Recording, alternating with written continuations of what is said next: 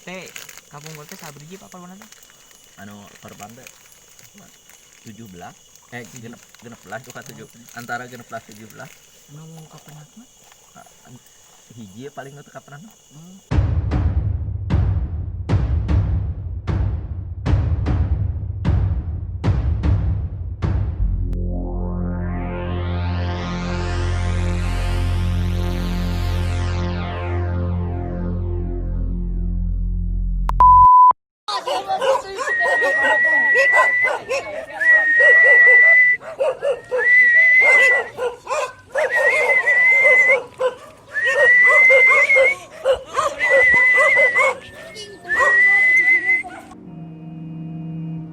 Seusainya kita dari puncak Gunung Kaseproke, kita melanjutkan perjalanan menuju Gunung Lumbung yang berada di kawasan Lembang, Bandung Barat. Gunung ini akan menjadi video dokumenter E75 yang paling panjang. Bukan apa-apa, kami ingin menyampaikan cerita dan kisah di Gunung Lumbung ini. Ya, Gunung Lumbung ini memang penuh kontroversi. Di balik dari cerita longsor Nagrog pada tahun 2013, Gunung Lumbung juga terkenal dengan artefak yang diduga peninggalan Dipati Ukur. Akan kami ceritakan detailnya nanti. Waktu semakin cepat berlalu. Kami sudah berjalan berjam-jam hingga kami sampai di Kampung Nagrog. Di sini kami menyaksikan batuan-batuan besar dan bangunan sisa longsor pada tahun 2013 silam.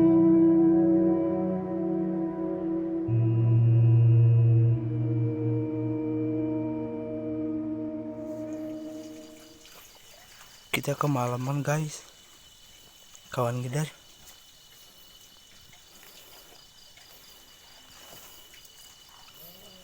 Jadi kita pasang tenda darurat tempat peristirahatan darurat ya, karena gak mungkin kalau malam-malam ke Rencananya, kita akan bermalam di puncak Lumbung.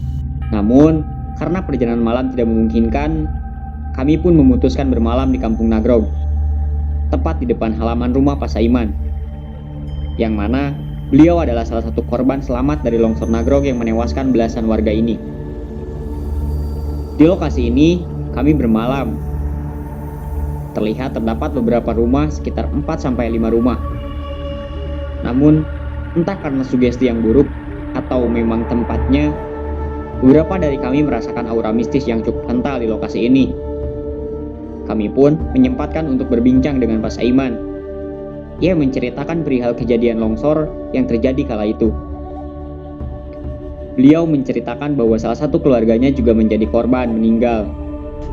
Menurut penuturan Pak Saiman, ada 17 warga yang meninggal pada longsor yang terjadi dini hari itu. Satu orang tidak ditemukan, dan ada pula yang hanya ditemukan kepalanya saja. Setelah berbincang cukup lama dengan Pak Saiman, kami memutuskan untuk beristirahat.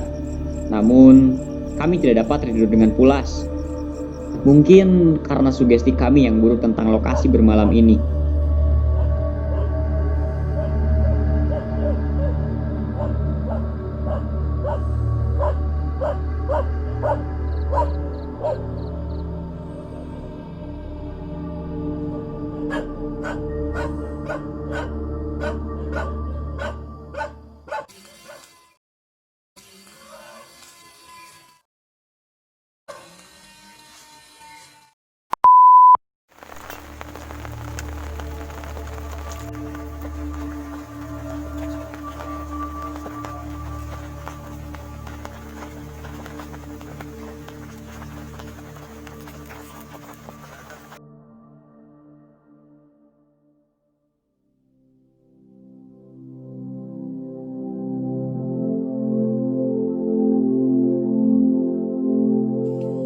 Pagi, kami rasa sangat lama sekali. Mungkin karena teriakan dan desahan-desahan semalam mengakibatkan kami tidak bisa beristirahat dengan tenang. Memang benar apa kata orang-orang, sugesti yang baik menghasilkan sesuatu yang baik pula. Beberapa kejadian semalam mengingatkan kami pada suatu pepatah, yakni di mana kaki berpijak, disitulah langit dijunjung.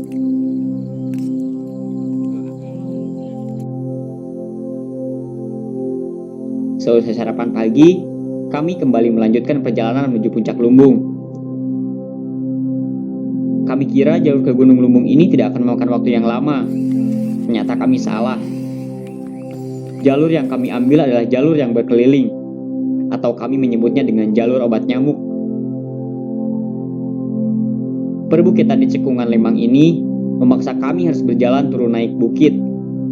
Tidak ada tanda atau pengarah menuju puncak Lumbung. Gunung yang dikenal juga sebagai lokasi pertahanan di Pati Ukur ini memang sangat eksotis. Dari sini kami dapat membayangkan bagaimana di Pati Ukur berperang melawan pasukan kerajaan Mataram kala itu.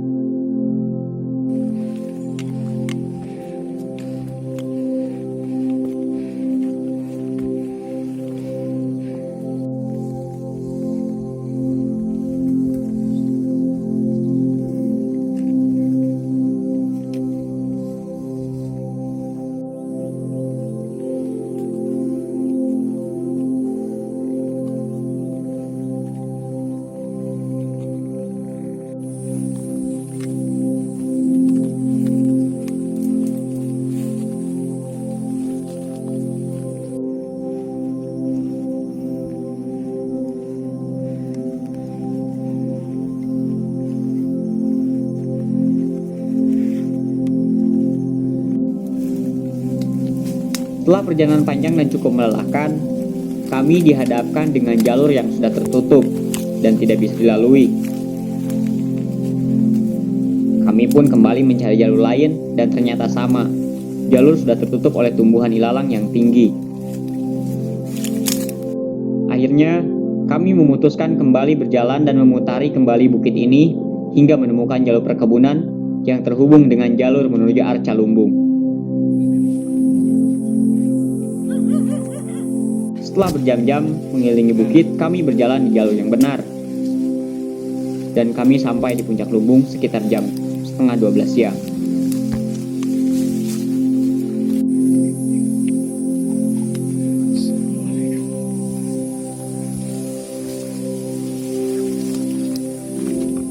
Gunung Lumbung konon merupakan saksi bisu perlawanan seorang bangsawan bernama Ukur atau Wangsanata yang memiliki gelar Adipati atau Bupati pada abad ke-17 melawan pasukan kerajaan Mataram. Ia adalah penguasa Tar Ukur yang mencakup wilayah-wilayah besar di Jawa Barat, seperti Sumedang, Majalaya, dan Banjar. Kisah di Pati Ukur ini memang penuh kontroversi. Awal mula ditemukan lokasi ini dikenal sebagai patilasan atau tempat persembunyian di Pati Ukur adalah ditemukannya artefak dan patung atau ukiran batu yang kini bentuknya sudah tidak jelas lagi. Dari sebuah jurnal tulisan Salomon Muller dan Peter Pankhurst yang mengunjungi Gunung Lumbung pada tahun 1833, diceritakan bahwa mereka menduga ukiran batu ini bergambar kepala burung yang menyatu dengan lambang Dewa Siwa. Versi lain yang menceritakan kisah di Pati Ukur adalah tentang pemberontakan di Pati Ukur kepada kerajaan Mataram yang kala itu Sultan Agung sebagai Raja Mataram sebelumnya memerintahkan di Pati Ukur dan Tumenggung Bahurekso untuk menyerbu VOC di Batavia atau Sunda Kelapa. Namun keduanya gagal. Temenggung Bahurekso kembali ke Mataram, sedangkan di Pati Ukur mundur dari perang. Sultan Agung yang tidak tahu cerita sesungguhnya murka mendengar di Pati Ukur mundur. Ia kemudian mengirimkan pasukannya yang besar untuk memburu di Pati Ukur. Di Pati Ukur yang tidak memiliki pasukan dan peralatan perang yang memadai, kalah, namun berhasil meloloskan diri dan membangun pertahanan di Gunung Lumbung. Kemudian pasukan Sultan Agung menyerang kembali ke Gunung Lumbung ini. Di Pati Ukur ditangkap oleh pasukan Sultan dan dibawa ke Mataram. Sultan Agung mengikatnya telanjang di alun-alun dan memerintahkan setiap orang yang lewat untuk mengiris tubuhnya, hingga di Pati Ukur tewas tinggal tersisa kerangkanya saja. Kemudian jenazahnya dibuang. Namun, hingga saat ini lokasi makam di Pati Ukur tidak pernah diketahui kebenarannya. Ada beberapa lokasi yang dianggap makam di Pati Ukur, seperti di Asana Luhur Bojongmangu, Puncak Gunung Gelis, Tepi Citarum, Gunung Sadu, dan lokasi-lokasi lainnya.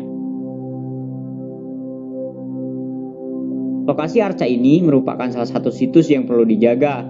Meski tidak ada bukti secara otentik, namun warga sekitar dan beberapa catatan naskah sejarah Sunda mempercayai bahwa di Pati Ukur pernah singgah di lokasi ini.